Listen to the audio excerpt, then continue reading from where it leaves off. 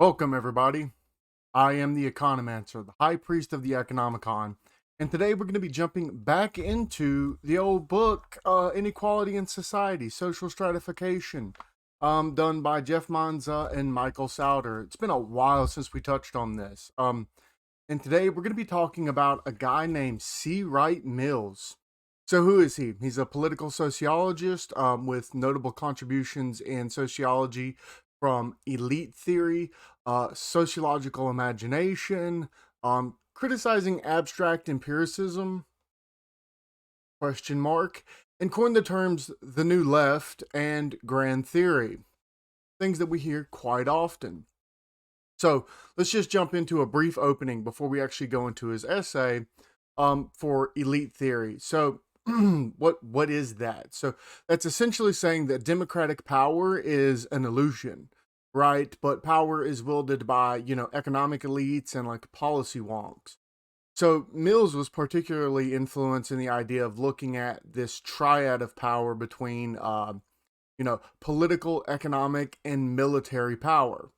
He noticed that as economies advanced, the power becomes more and more concentrated.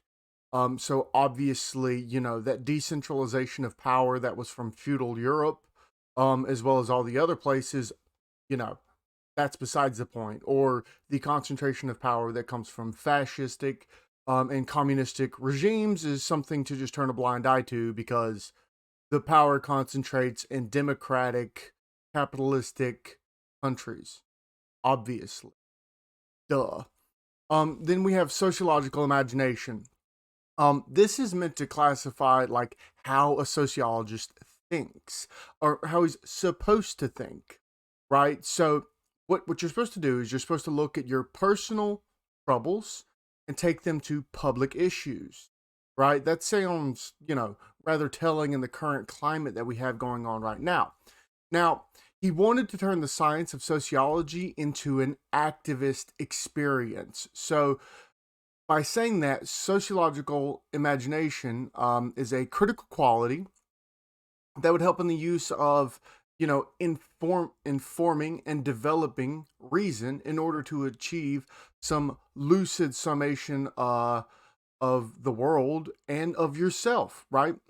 So this is like extra post hoc reasoning where you can justify just about anything um, by creating your own reasoning based solely on your projection of your feelings and your psychological structure onto others and then applying it to society. Yeah. As for his criticisms of abstract empiricism and a few other things that he's done, not really as important. The goal of that is giving kind of the background of what is about to happen in this essay because this essay is extremely important. Because as much as we've got guys out there like James Lindsay that points to like Marcuse and stuff like that as like kind of the thought leaders of the modern new left or critical social justice and stuff like that. I personally think he misses a lot from the sociological literature that happens from this was the 1940s to 50s to 60s. This is when, you heard me talk about, the battle between Tooman and the Davis-Moore hypothesis and stuff like that. This is really where we're starting to get into this critical post critical neo-Marxist, whatever you want to call it, conflict theory that's being dragged in and it's slowly molding. This may influence what happens later, it may not. In my experience, I think it does very much influence the later works for critical social justice, and I think it's something that's missed. And that's not to say that I think James Lindsay's doing anything wrong or anything like that. I don't. I think what he's doing is a service of his own, but I think missing this sociology component, I think it misses a lot. And about how it's influenced in society as well as how it's influenced science as we're moving forward. Okay, so today this essay, this is the sociology of stratification. We're just starting it off right there. So it starts off with Mills attempting to wax poetically about, the disparate outcomes of people in cities like, we're walking down Chicago and you see the bright and the blue, wonderful houses, and then you go over here and you see the ghetto. It's just like, yeah, that's a part of life. That's been a part of reality since the inception of existence. I don't know. I mean, I'm assuming that even in most likely in some hunter-gatherer society, you had stratification based on ownership of property, quote unquote, that was associated with like the leader or the female leader and stuff like that. I don't think that it's ever been, living standards have never been equalized. They have been more equal or less equal, but I don't think they've been equalized. And I think since the the economic growth and that disparity has increased over time because of the economic growth and the nature of the division of labor. So you're going to have different outcomes that happen as a factor from that division of labor. Anyway, so the whole story just comes off as a pure emotional appeal, and I don't buy that. So we're going to go to this quote that sums up this need to collectivize individuals into persons, into groups. All right. Each ranking or stratum in a society may be viewed as a stratum by virtue of the fact that all of its members have similar chances to gain the things and experiences that are generally valued, whatever they may be, things like cars, money, toys, houses, etc. Experiences like being given respect, being educated to certain levels, being treated kindly, etc. To belong to one stratum or another is to share with other people on this stratum similar chances to receive such values. Which, by the way, by the end of this, he's actually going to disagree with that, but that's besides the point. So, as you can see here, we're moving into this major basis for critical theory, right? Or the modern, postmodern critical theory, right? So, how does postmodernism, this advanced structure that doesn't make any sense and that everything's socially constructed, blase, blase, how does it come into reality? Well, it has to ground itself. It has to have an anchor. And so you're starting to see the first formulations of that anchoring into reality. And that is anchoring into solidarity. So by building class solidarity, we're going to stop this infinitely regressive social constructionism and put it into the real. Cool. So then we move into the dimensions of stratification. So here he's going to give you 4 dimensions of stratification: occupation, class, status, and power. Now, I want to be very clear when you're reading this. It isn't explicit in the notion of what these are. He goes directly into it when he's talking about occupation, and the others are inferred, but they're not directed. It's really strange. So, occupation can be defined as, I guess, the activity that you do for income. Yeah. Now, obviously, this is going to be connected to class because the more income you have, the different class that you're going to be in. Second, it's going to be, because of your class position and your occupation, it's going to be a different status symbol, right? So we view engineers, quote unquote, differently than we do the people doing the engineering. Sure. And because in part it determines, your power structure.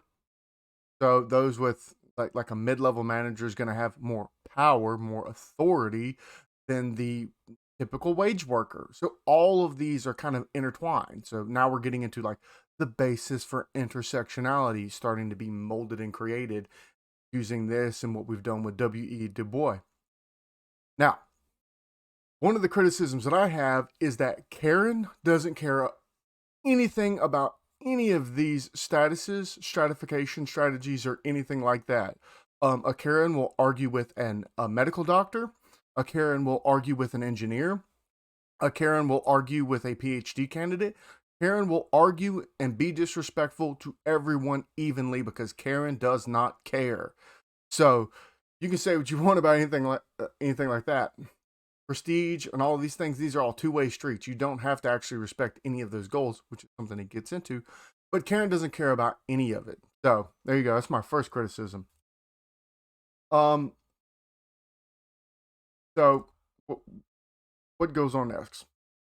He continues this essential criticism that we're going to lead into here. These four dimensions of occupation, class, status, and power. By occupation, hold on, wrong quote, my bad.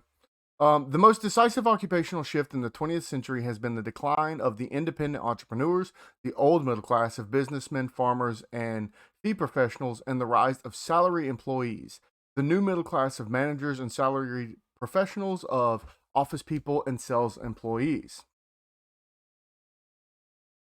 So this becomes this criticism between the new middle class and essentially just higher paid wage workers. So he's just going to start digging into this idea that the high middle class salaried workers, they're still wage workers. They're not associated with the property class. They're just essentially stratified to be better than the wage workers.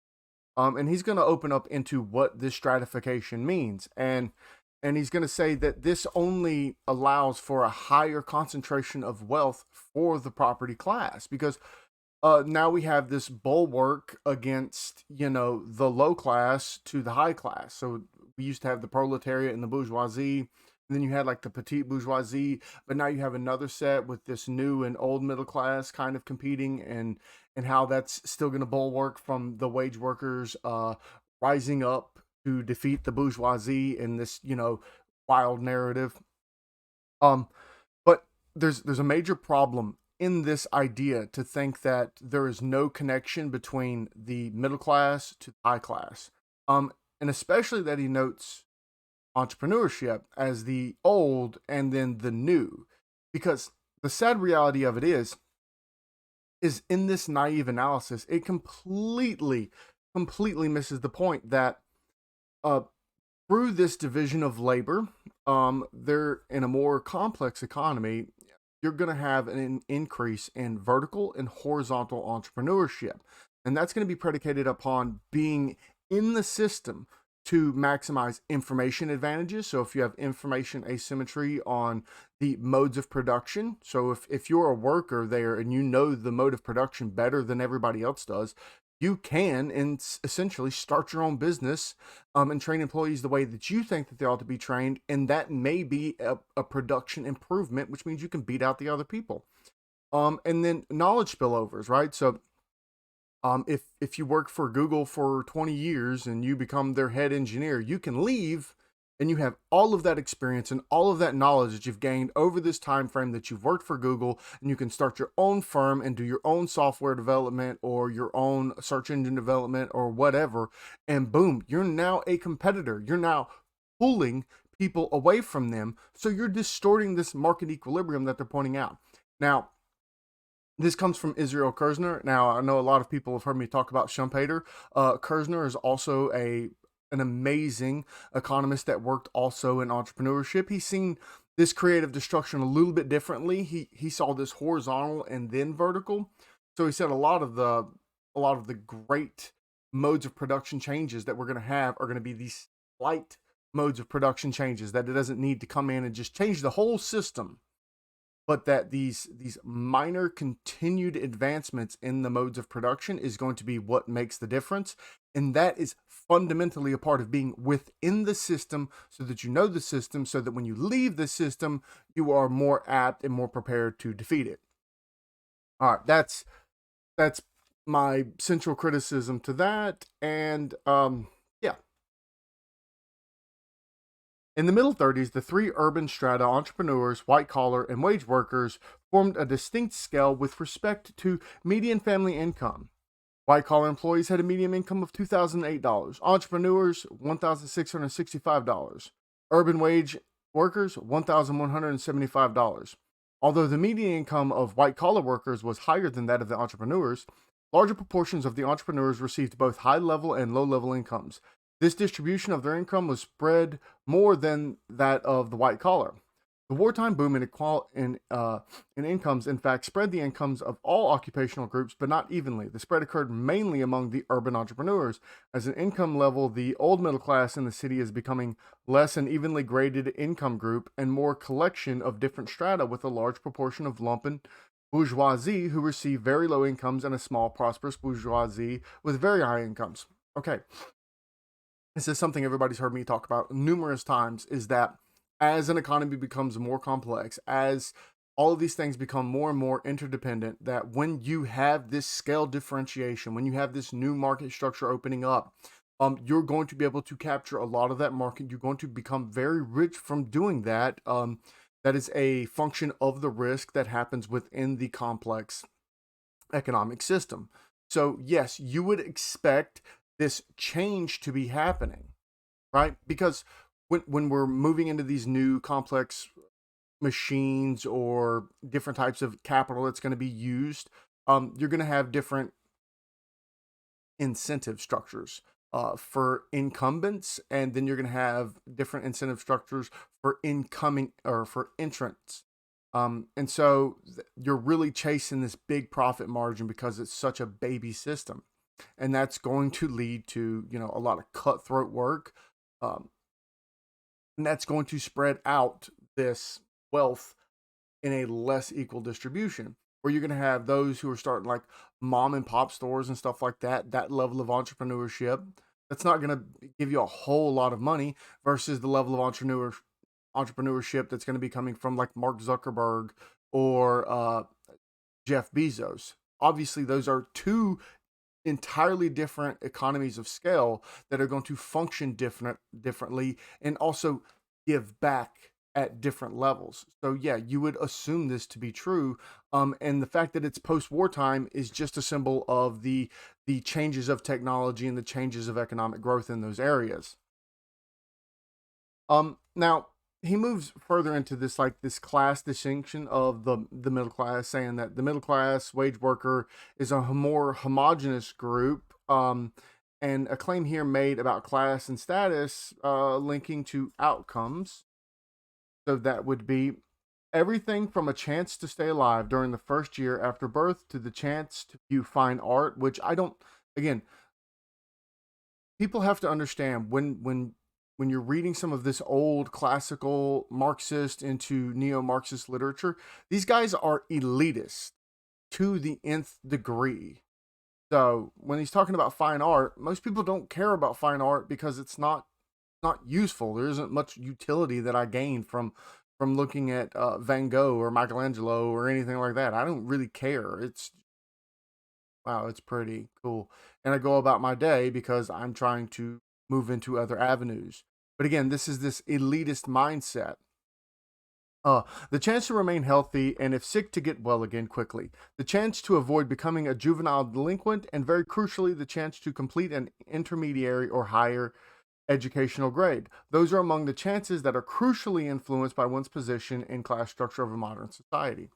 Now, I do like that he's not making a deterministic argument. I do understand that he's saying, look, if you come from a poor background, you're more likely to be poor later on in life. That's just, and you know what? That may be a function of, the class system, but there's not an argument being made. You can't just look at it and go, well, X to Y, therefore. There has to be some level of explanatory variables being moved in to control for this, because it can't just be that unless what he says is true. But we have to test that hypothesis. We have to test why someone would be in one strata and then the next, and but you have somebody else from the same neighborhood that stayed in that same strata. Why is that? What's the difference between person A and person B? And we can look at that and go, well, one of them is a function of IQ. Another one is a function of personality disposition. Another one may be a function of the familial structure, things that actually can't be controlled for by the government. You can't force fathers to be in the household. In fact, the government actually incentivizes fathers to leave the household. So you're only you're only furthering this issue that you think you want to fix. So this is a key problem in the argument of looking at that the social stratification or the economic stratification is the cause for the non-movement of those within certain stratas, because there's numerous variables that can be pointed at to why these individuals are not moving out of this strata. And to just have this naive estimation and saying, because you come from a strata and you didn't reach the next strata, therefore it's the stratification that caused it. I think that's silly.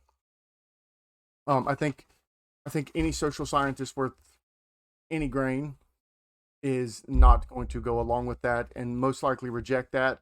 Well, you know, I would hope so, but I don't think that may be the case all the time these days. Um, all right. So now we're moving into this next bit of argument, and this is where we get into class consciousness.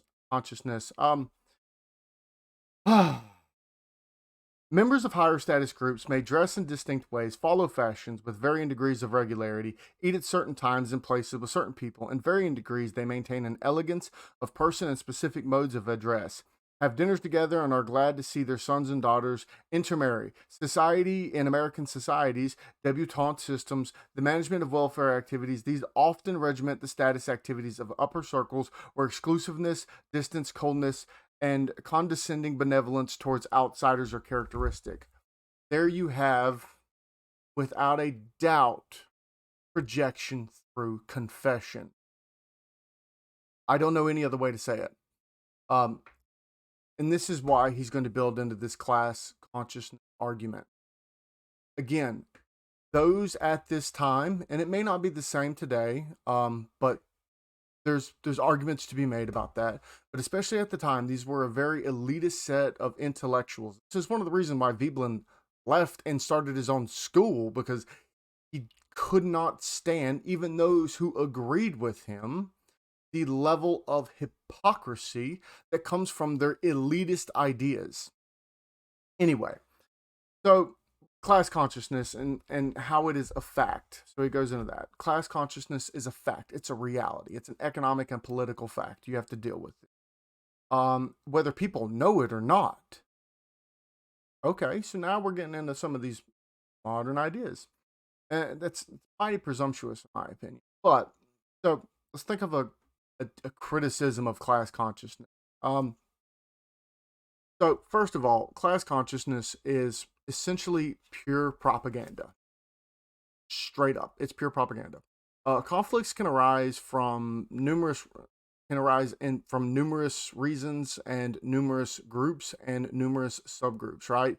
So you can have workers of the United States very against migration or immigration, whatever you want to call it, because they don't want to have to compete with others. They don't want to reduce their job applicability and things of that nature. So that's going to be them siding with the bourgeoisie, with the property class, to keep immigration or migration down. That has nothing to do with their class. That's a self-interested argument that they're going to have, because they have to, at minimum, survive. Now, I'm sure plenty of people say, well, that's just skirting the point about the problem with the bourgeoisie and the proletariats.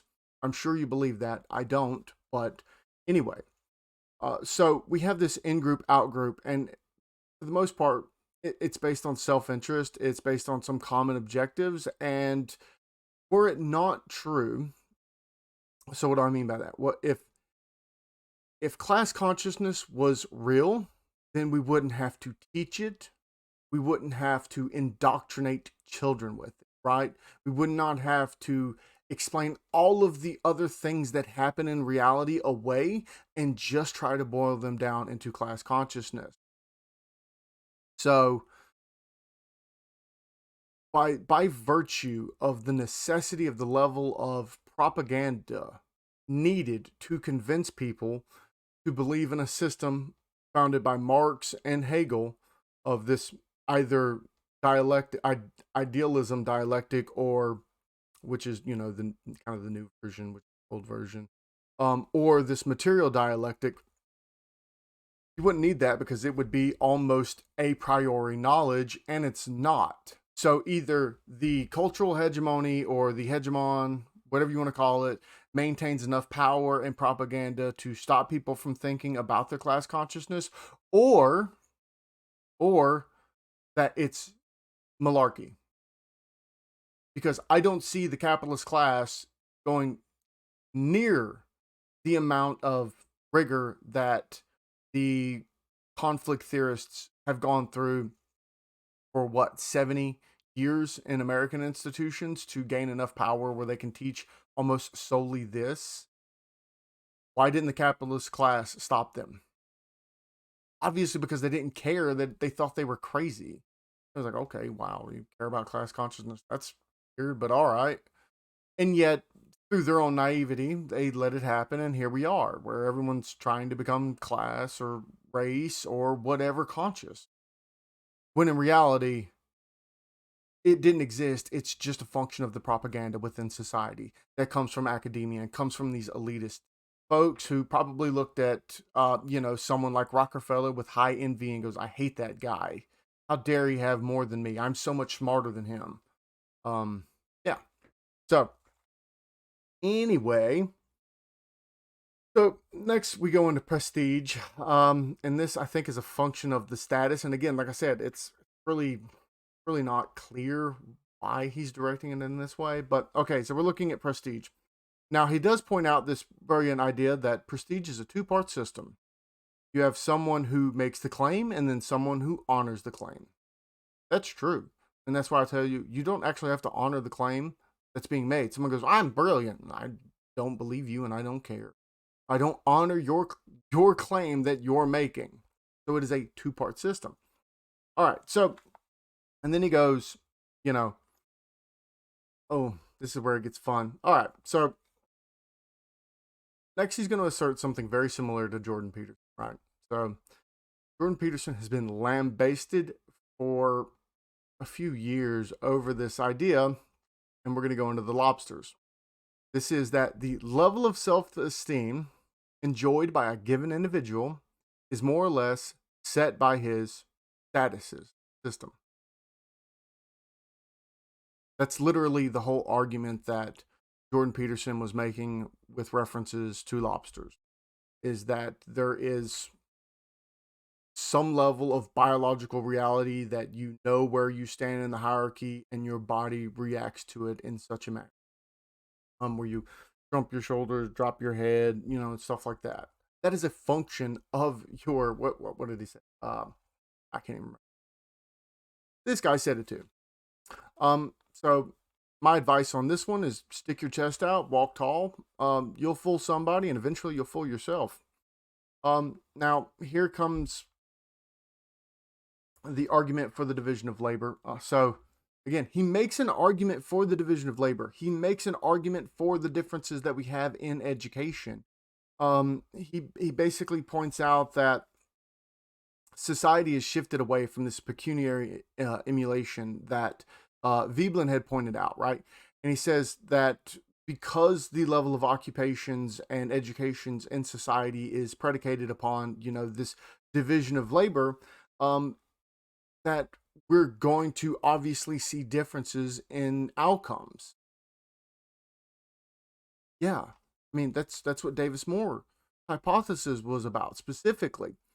But he goes on to say that, in U.S. society, there's a significant problem when it comes to this prestige, because one, Americans aren't really keen on caring about prestige. You go to the Appalachians and you're like, I'm this, and they go, I don't care. I'm going to shoot you if you don't get off my property. So that's a big issue that he has to look at. And so he goes, okay, this is a big maze in America for what is prestigious, what is not, how we're viewing it. Some people in different circumstances view prestige very differently. We can see this in how people treat, veterans, as well as like plumbers, forklift drivers. Some people actually hold that in high regard. Some people look down on it and go, ew. But I mean, at the end of the day, there's no uniformity in how people are treated and what claims are picked up and what claims are honored by society in the United States. So it makes it very hard to fully understand how else we can deal with this in society. So then we move into power. And this is where it gets real out there, because there's an argument made, but it isn't, I don't know, it's not made well, in my opinion. So first we're going to look at power through authority, right? So like a supervisor, stuff like that. Okay, so that's one set of power. But that authority is parasitic off the next level of power, which is the property class. Now, the property class works sometimes in cahoots with the political class. Okay, I can buy that. Cool. But then we're looking at the nope, we're not looking at the property class anymore. We're going over to the political class. I don't know why we didn't stick with the property class and then rape the argument into the political class, or why there's a distinction between the two. He doesn't go into it. Because you could very well make the argument that the political class is the economic class and vice versa, or you could say that they're totally different and they're not aligned together. I don't know, but he may have explained it in other essays, but specifically in this essay, if you're just, jumping into this, there's no clear indication of why this exists. That's why I'm pointing it out. Now, we're going back to class consciousness. So we just talked about political power. Political power works however it works. But then we have class consciousness. Now, why does class consciousness matter? Because class consciousness is the balance of power to the economic elites, right? So that's the class consciousness that comes together and makes organizations that, collectivize the voices of some class to reach out and disagree, or reach out and rebuff those of the high class. So you're going to have this amalgamation of the low class and the lower middle class, and then you have like the high class, and then you have like the middle class, and then maybe the high middle class are working together, but they're also working together with the high class. And so there's a lot of traders going on. And so if you don't have like this true sense of commonality between your class or classes, so again, we're separating the petite bourgeoisie and the high paid wage worker from the white collar sector, and then we have just the strict wage worker. So when each of these stratas are trying to vie for political power, the political power just ends up in the hands of the elite anyway, because you're going to have this stratification strategy that has the middle class disagreeing with the low class, and the low class disagreeing with the high class, and the middle class buying some of the arguments from the rich and some of the arguments for the poor. And this is the median voter rule. And so what ultimately ends up happening is that instead of doing things that would probably benefit the poor the most, we're just going to end up doing what benefits the rich the most, because they have the most political power, because they control the institutions that allow for certain levels of thought. Now, again, this goes into that epistemology that goes into critical social justice. But it's not made as explicit here, but it is easily derived from it. And then he goes into the different sets of groups. So you're going to have the organization from the class consciousness, and then you're going to have these rebuffing groups, this pressure groups, as he calls them, that are basically there because they have the opposite of the common mentality of group. Right, okay. Here comes the final quote. This one gets broken down into two parts. So, the accumulation of political power by any stratum is generally dependent upon a triangle of factors: willful mentality, objective opportunity, and the state of organization. The opportunity is limited by the group's structural positions within stratification of the societies. The will is dependent upon the group's awareness of its interest and ways of realizing them. So there again, we have to have ways of knowing. So we're going into different levels of epistemology. But instead of saying the epistemology is directly related to your race, it's directly related to your level of stratification with society. So again, this is an interesting argument that leads into further arguments down the line. Ways of knowing, and being dependent upon your level of awareness, whether you are class conscious or not, whether you have this false consciousness. And both the structural position and awareness interplay with organizations which strengthen awareness and are made politically relevant by structural position. So you have to have structural position within society so that you can raise awareness within the organizations to strengthen the class consciousness. Now that sounds a lot like Gramsci's long walk to the institutions. But again, this was written and roughly the same time, but this is America. This is kind of separated from Europe. This is pure American sociology. So, how much do we have to put on, the French philosophers for postmodernism and stuff like that, and the Frankfurt School, which did come over here to the US, but that's not the point. The point is, there is a strain of American sociology that had created these ideas. Now, they may not be independent, they may be interdependent, but have to look at them. All right, so this is the next part, and this is the final quote. This is really long, so I'm going to try to go through it really fast.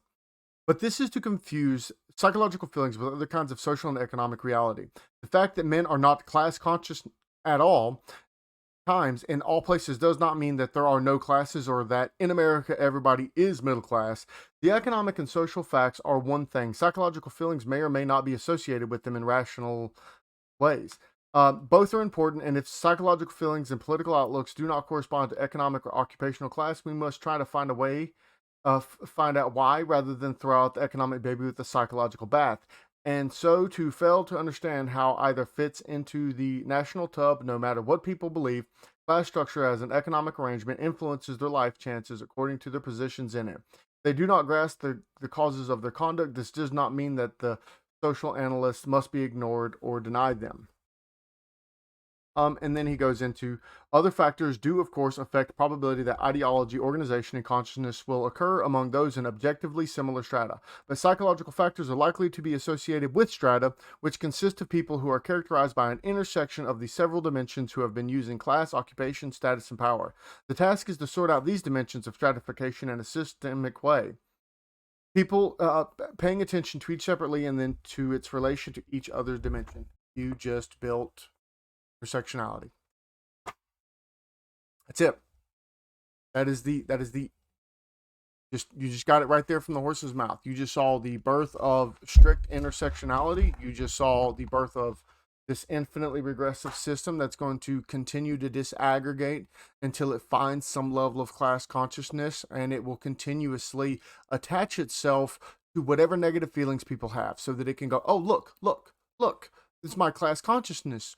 I found a subgroup of people that have similar experiences enough that I can manipulate them to believe the same thing.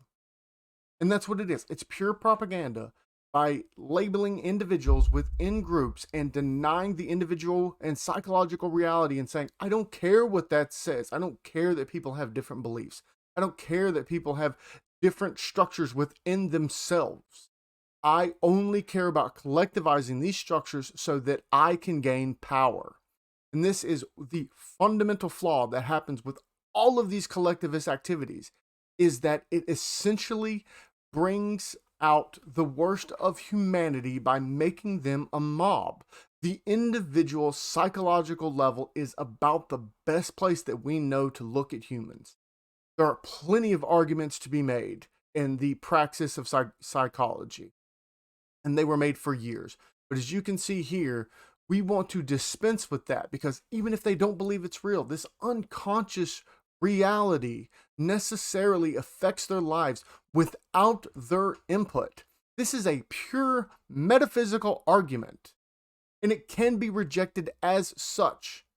And it's crazy because it comes from the materialists, right? Which, people claim Marx to be a materialist, which I understand that a lot of the arguments that he made did come from materialism. But at the end of the day, he had to reject materialism for the necessity of class consciousness. He had to reject materialism for the eventuality of history.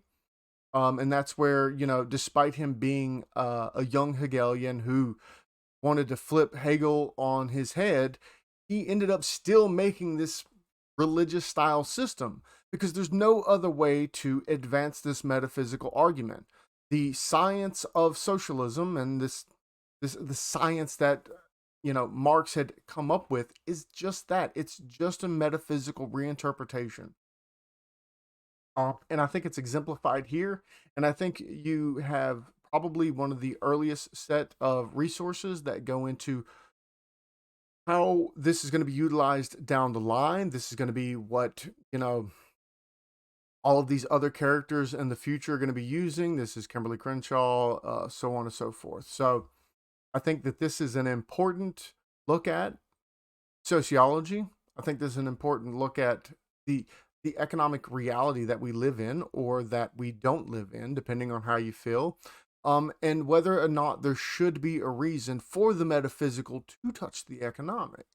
Now, as many of my arguments are, they're kind of boisterous and stuff like that, but the question does arise. Should there be metaphysical arguments within capitalism? That's a good question. Now, Adam Smith, when he wrote The Theory of Moral Sentiment, had made somewhat of a metaphysical argument for how capitalism is to exist. There has to be a moral foundation for capitalism to exist in a certain system, and the same can be said for socialism. There has to be something that exists metaphysically for socialism to work, quote unquote. And that is for them class consciousness.